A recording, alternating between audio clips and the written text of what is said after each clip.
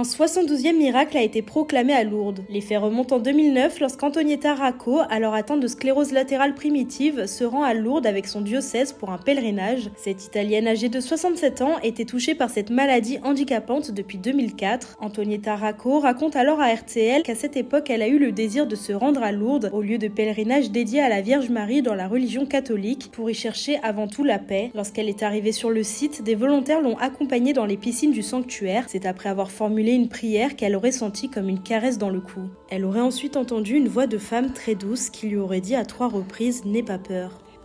Elle s'est alors mise à pleurer et à prier. Antonietta aurait alors senti une douleur atroce aux jambes avant de se dire guérie à son retour en Italie. Après une vingtaine de jours, les médecins lui ont rendu visite et auraient été extrêmement surpris, assurant n'avoir jamais rien vu de semblable. Mais franchement, au bout de 15 ans, on était sûr et certain qu'elle était malade effectivement de sclérose latérale primitive et qu'elle était effectivement guérie, à manière inexpliquée pour nos connaissances. Pour que le miracle soit reconnu par l'Église, Antonietta a dû se soumettre à une série de contrôles. Il lui faudra attendre 3 ans pour que le bureau des contestations médicales de Lourdes constate sa guérison. Mais ce n'est qu'en novembre 2024 que le comité international de Lourdes a voté la guérison inattendue, complète, durable et inexpliquée. Vient ensuite la décision du diocèse de Tourcy-Lago Negro, celui d'Antonietta, qui proclame son miracle. Le sanctuaire Notre-Dame de Lourdes a ainsi pu officialiser jeudi 17 avril le 72e miracle de Lourdes grâce à la décision de l'évêque de ce diocèse italien.